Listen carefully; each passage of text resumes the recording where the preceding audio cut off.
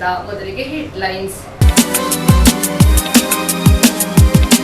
ಕೊಡಗು ಜಿಲ್ಲಾ ಪಂಚಾಯತ್ ಸಭಾಂಗಣದಲ್ಲಿ ಮಡಿಕೇರಿ ವಿಧಾನಸಭಾ ಕ್ಷೇತ್ರದ ಶಾಸಕರಾದ ಡಾಕ್ಟರ್ ಮಂತರಗೌಡರ ನೇತೃತ್ವದಲ್ಲಿ ಕೆಡಿಪಿ ಸಭೆ ಹಮ್ಮಿಕೊಳ್ಳಲಾಗಿತ್ತು.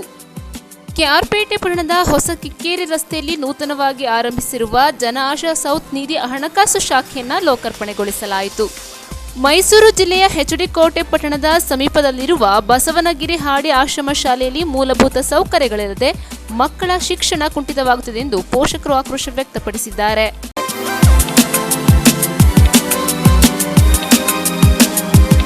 ಕೊಡಗು ಜಿಲ್ಲಾ ಪಂಚಾಯತ್ ಸಭಾಂಗಣದಲ್ಲಿ ಮಡಿಕೇರಿ ವಿಧಾನಸಭಾ ಕ್ಷೇತ್ರದ ಶಾಸಕರಾದ ಡಾಕ್ಟರ್ ಮಂತರಗೌಡರ ನೇತೃತ್ವದಲ್ಲಿ ತಾಲೂಕು ಕೆಡಿಪಿ ಸಭೆ ಆಯೋಜಿಸಲಾಗಿತ್ತು.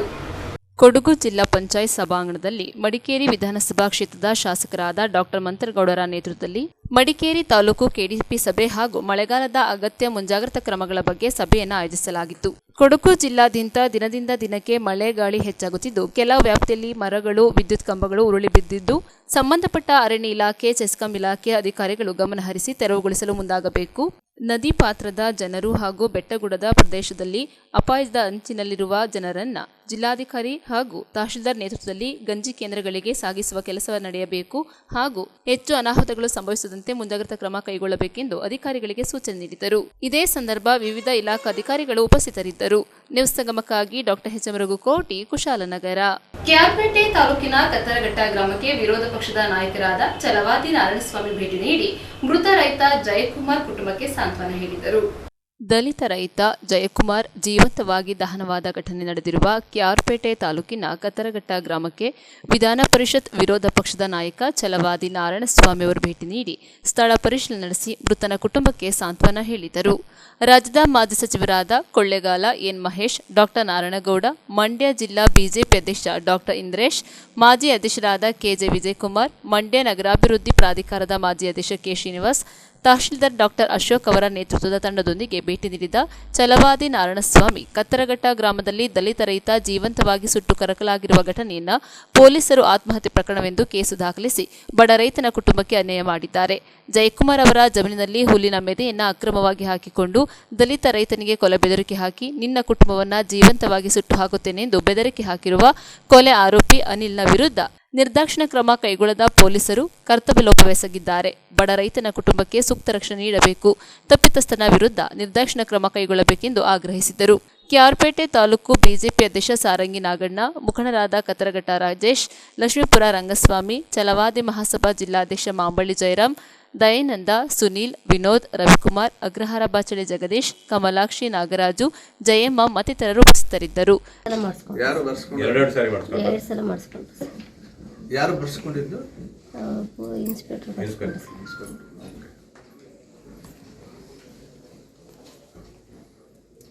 ಸೈನ್ ಮಾಡೋ ಅಂತ ಮಾತ್ರ ಹಾಕಿಸ್ಕೊಂಡ್ರು ಸರ್. ಹೊರಗಡೆ ಒಂದ್ಸಲ ಮಾಡಿಸ್ಕೊಂಡ್ರು, ಒಳಗಡೆ ಒಂದ್ಸಲ ಮಾಡಿಸ್ಕೊಂಡ್ರು. ಓದಿ ಹೇಳಿರ್ತಾರೆ ನಿಮಗೆ? ನನಗೆ ಓದಕ್ಕೆ ಬರೋಕ್ಕಿಲ್ಲ ಸರ್. ನಾನು ಆಗಲಿಲ್ಲ ಸರ್. ಅವರು ಓದ್ಲಿಲ್ಲ ಸರ್. ಓದ್ಲಿಲ್ಲ ಸರ್.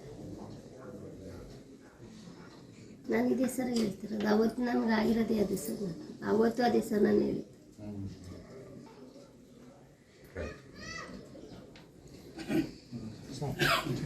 ಅಂದ್ರೆ ಅದು ಒಂದು ನಿಮಿಷ ಇರಪ್ಪ. Hello, second. ಎಷ್ಟು ವರ್ಷದಿಂದ ನಡೀತಾ ಇತ್ತಂದ್ರೆ ಗಲಾಟೆ ಸರ್? ಅವಾಗ ಆಲೆ ನಾವು ಜಮೀನು ಅಲ್ಲಿ ಒಂದು 2-3 ಸಲ ಸರ್ ಆಲೆ ರಾಗಿ ಪಾಗಿಲ್ಲ ಒಂದು 2 ಫಸಲು ಬೆಳೆದಿದೆ ಸರ್. ಇಲ್ಲಿಂದ ಅಲ್ಲಿಗೆ ಎತ್ತಾಕೊಳ್ಳೋರು ಸರ್. 3 ತವ ಆಗ್ತದೆ ಸರ್. ಹುಲ್ ಮೇದಿನ ಎದ್ಕೊಂಡಿಲ್ಲ ಸರ್. ನನ್ನ ಗಂಡಂಗೆ ಎದುರಿಸಿ ಈ ಥರ ಜಮೀನು ಯಾರ ಹೆಸರಲ್ಲಿದೆ? ನಮ್ಮ ಅತ್ತೆ ಹೆಸರಲ್ಲಿ ಐತಿ ಸರ್. ಅವ್ರ ಹೆಸರೇನು? ದೇವ. ರೇಪ್ ಆಯ್ತು ಅಂದ್ರೆ ರೇಪ್ ಆಗೋದು ಕಾಮನ್. ಇಷ್ಟು ಜನ ಇರೋ ಕಡೆ ಏನೂ ಆಗಲ್ಲ.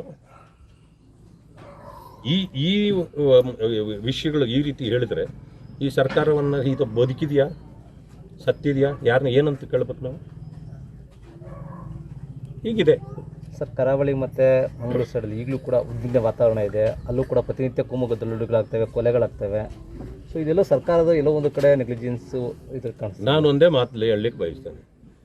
ಅಪೀಸ್ಮೆಂಟ್ ಅಂತಿದೆಯಲ್ಲ, ಯಾರನ್ನೋ ಒಬ್ಬರನ್ನ ಓಲೈಕೆ ಮಾಡೋದು, ಇನ್ನೊಬ್ಬರನ್ನ ತಿರಸ್ಕಾರ ಮಾಡೋದು, ಸರ್ಕಾರಗಳು ಈ ರೀತಿ ಮಾಡಿದರೆ ಇದೇ ಪರಿಸ್ಥಿತಿಯನ್ನು ದೇಶ ಎದುರಿಸಬೇಕಾಗತ್ತೆ.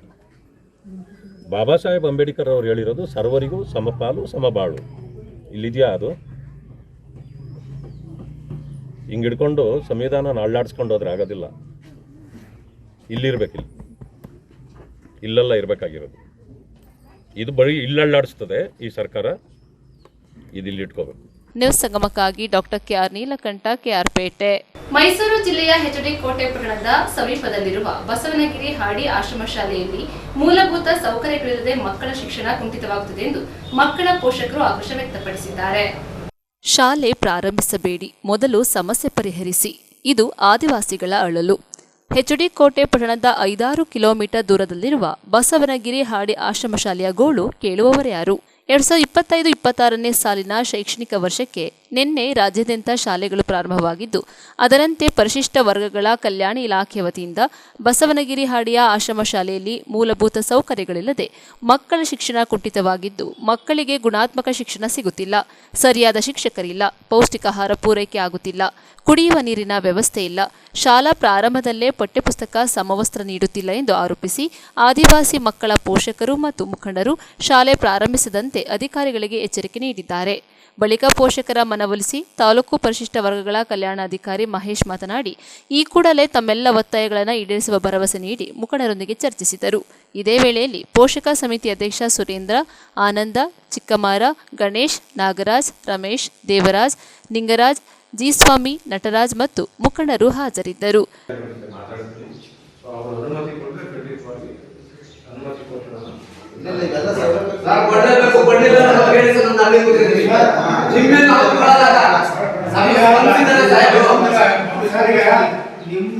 ನಮ್ಮ ಒಂದು ಒಪಿನಿಯನ್ ಏನಿದೆ, ನಮ್ಮ ಕಷ್ಟಗಳಿಗೆ ನಿಮ್ಗೆ ಹೇಳ್ಕೊಟ್ಟಿದ್ದೀವಿ. ನೀವು ಅದನ್ನ ಬೇರೆ ಹೇಳಿ ಅಲ್ಲಿ ಕಡೆ ನಮ್ಮ ಮಕ್ಕಳ ಮನೇಲಿ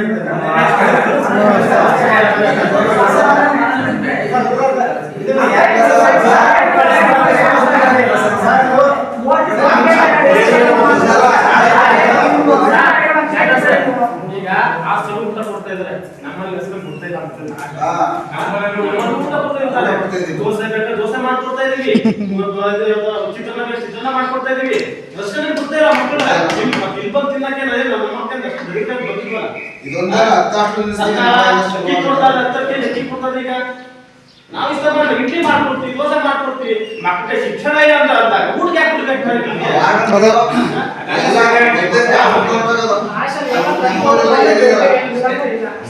ಬಂದ್ರ ಬರ್ತಾರ ಬರ್ದಾರಿಲ್ಲ, ವಾರ್ಡನ್ ಬರ್ತಾರ ಅಂದ್ರೆ ಏನೋ ಒಂದು ದೊಡ್ಡ ಸಾಹೇಬರು ಬರ್ತಾರ ಅನ್ನಂಗ. ದೊಡ್ಡ ಸಾಹೇಬರು ಬರ್ತಾರ ಅಂದ್ರೆ ಫೀಲ್ ಆಗ್ಬಿಡೋದ ಈಗ ಹಾಸ್ಟೆಲ್ಗಳಲ್ಲಿ. ಒಂದೇ ವಾರ್ಡನ್ ಮಾಡಿ ಅವ್ರು ಇಲ್ಲೇ ಟೀಚ್ ಮಾಡಿ ಸರ್. ಅವ್ರು ಯಾಕೆ ಓದಿಸ್ತೀರ ಎಲ್ಲರೂ? ಅವರು ಟೀಚ್ ಮಾಡ್ತಾರೆ, ಒಬ್ಬನೇ ಬಿಡಿ ಸರ್. ಯಾಕೆ ಸುಮ್ಮನೆ ಅವ್ರು ಟೀಚರ್ ಮಾಡ್ತಾರೆ.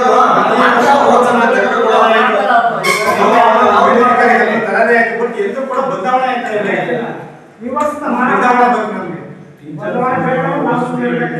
ಇನ್ನೂ ಸರಿಯಾಗಿಲ್ಲ.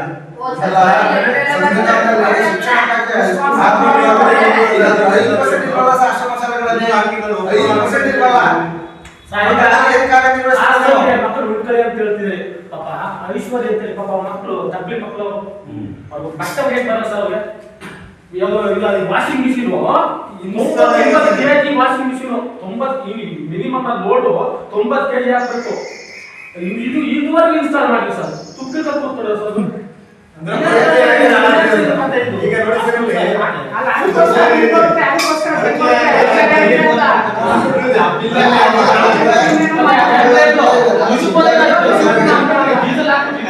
ಹೋದ ವರ್ಷ 8ನೇ ಕ್ಲಾಸು ಪಾಸಾದಂಥ ಮಕ್ಕಳಿಗೆ ಪಾಠನೇ ಮಾಡ್ದೇ ಪಾಸ್ ಮಾಡ್ರ ಅಂತ ಉದಾಹರಣೆಗಳು, ಮತ್ತು ಏಕಲವ್ಯ ಶಾಲೆಯಲ್ಲಿ ಇಲ್ಲಿಂದ ಓದಂಥ ಮಕ್ಕಳು ಮತ್ತು ಬೇರೆ ಬೇರೆ ಕಡೆಯಿಂದ ಬಂದಂಥ ಮಕ್ಕಳು 25 ಮಕ್ಕಳು SSLC PUCನಲ್ಲಿ ಫೇಲ್ ಆಗಿರೋ ಅಂಥದ್ದನ್ನು ಕಾಣ್ತೀವಿ.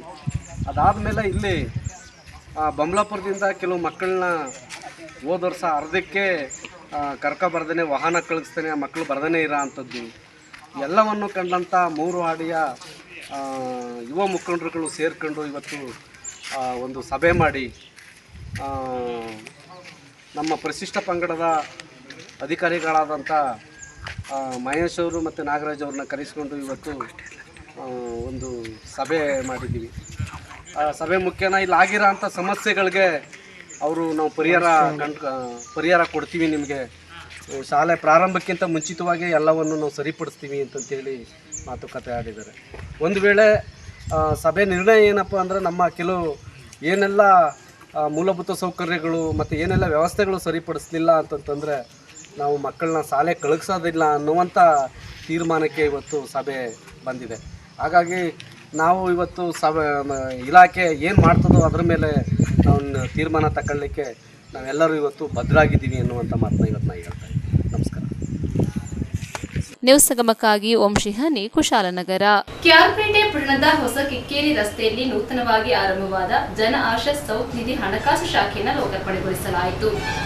ಜನ ಆಶಾ ಸೌತ್ ನಿಧಿ ಹಣಕಾಸು ಸಂಸ್ಥೆಯು ಜನಸಾಮಾನ್ಯರ ವಿಶ್ವಾಸವನ್ನು ಉಳಿಸಿಕೊಂಡು ಬೀದಿ ವ್ಯಾಪಾರಿಗಳು ಹಾಗೂ ಸಣ್ಣಪುಟ್ಟ ವ್ಯಾಪಾರಿಗಳಿಗೆ ಸಾಲ ಸೌಲಭ್ಯ ನೀಡಿ ಆರ್ಥಿಕ ಸ್ವಾವಲಂಬನೆ ಸಾಧಿಸಿ ಮುನ್ನಡೆಯಲು ಸಹಾಯ ಮಾಡಬೇಕೆಂದು ರಾಜ್ಯದ ಮಾಜಿ ಸಚಿವ ಡಾಕ್ಟರ್ ನಾರಾಯಣಗೌಡ ಮನವಿ ಮಾಡಿದರು. ಕೆಆರ್ಪೇಟೆ ಪಟ್ಟಣದ ಹೊಸ ಕಿಕ್ಕೇರಿ ರಸ್ತೆಯಲ್ಲಿ ನೂತನವಾಗಿ ಆರಂಭವಾದ ಜನ ಆಶಾ ಸೌತ್ ನಿಧಿ ಹಣಕಾಸು ಶಾಖೆಯನ್ನು ಲೋಕಾರ್ಪಣೆಗೊಳಿಸಿ ಮಾತನಾಡಿದರು. ಕರ್ನಾಟಕ, ಕೇರಳ, ತಮಿಳುನಾಡು ಸೇರಿದಂತೆ ದೇಶಾದ್ಯಂತ ಶಾಖೆಯನ್ನು ಹೊಂದಿರುವ ಜನ ಆಶಾ ಹಣಕಾಸು ಸಂಸ್ಥೆಯು ಆರ್ಬಿಐ ಅಡಿಯಲ್ಲಿ ಕಾನೂನುಬದ್ಧವಾಗಿ ಕೆಲಸ ಮಾಡುತ್ತಿದೆ.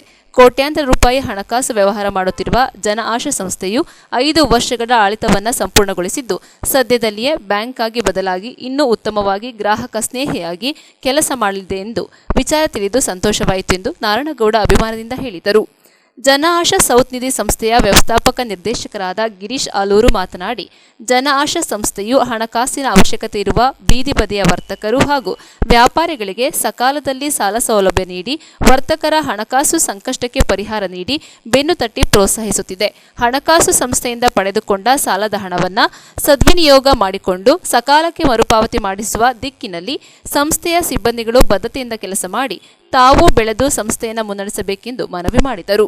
ಮಂಡ್ಯ ನಗರಾಭಿವೃದ್ಧಿ ಪ್ರಾಧಿಕಾರದ ಮಾಜಿ ಅಧ್ಯಕ್ಷ ಕೆ. ಶ್ರೀನಿವಾಸ್, ಸಂಸ್ಥೆಯ ರೀಜನಲ್ ಮ್ಯಾನೇಜರ್ ಶಿವಪ್ಪ, ವಿಶ್ರಾಂತ ಪ್ರಾಂಶುಪಾಲ ಡಾಕ್ಟರ್ ಕೆ. ಕಾಳೇಗೌಡ, ಜನ ಆಶಾ ಸಂಸ್ಥೆಯ ಅಧಿಕಾರಿಗಳಾದ ಚೆಲುವ ಕೃಷ್ಣಮೂರ್ತಿ, ನಂದೀಶ್, ಶ್ರೀನಿವಾಸ್, ಮೂರ್ತಿ, ಒಕ್ಕಲಿಗರ ವಿಕಾಸ ವೇದಿಕೆಯ ಅಧ್ಯಕ್ಷ ಯಮುನಾ, ದಶರಥ, ದೇವರಾಜು, ಪ್ರಕಾಶ್, ಕೃಷ್ಣೇಗೌಡ, ಶಶಿಧರ್, ಅಜಯ್ ಕುಮಾರ್ ಸೇರಿದಂತೆ ನೂರಾರು ಗ್ರಾಹಕರು ಉಪಸ್ಥಿತರಿದ್ದರು.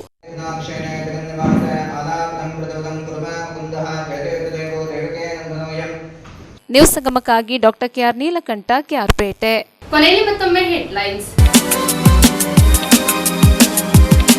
ಕೊಡಗು ಜಿಲ್ಲಾ ಪಂಚಾಯತ್ ಸಭಾಂಗಣದಲ್ಲಿ ಮಡಿಕೇರಿ ವಿಧಾನಸಭಾ ಕ್ಷೇತ್ರದ ಶಾಸಕರಾದ ಡಾಕ್ಟರ್ ಮಂತರ್ಗೌಡರ ನೇತೃತ್ವದಲ್ಲಿ ಕೆಡಿಪಿ ಸಭೆ ಹಮ್ಮಿಕೊಳ್ಳಲಾಗಿತ್ತು.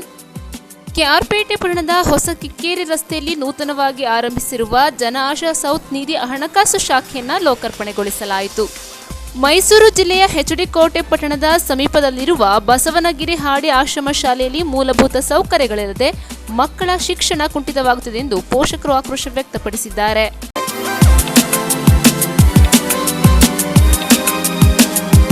ಇಲ್ಲಿಗೆ ನ್ಯೂಸ್ ಸಂಗಮ ಮುಕ್ತಾಯವಾಯಿತು. ಸುದ್ದಿ, ಮಾಹಿತಿ, ಮನೋರಂಜನೆಗಾಗಿ ನೋಡ್ತಾ ಇರಿ ಸಂಗಮ ಟಿವಿ. ವಂದನೆಗಳೊಂದಿಗೆ ಸುಪ್ರೀತಾ ಎಲ್ಲೆ.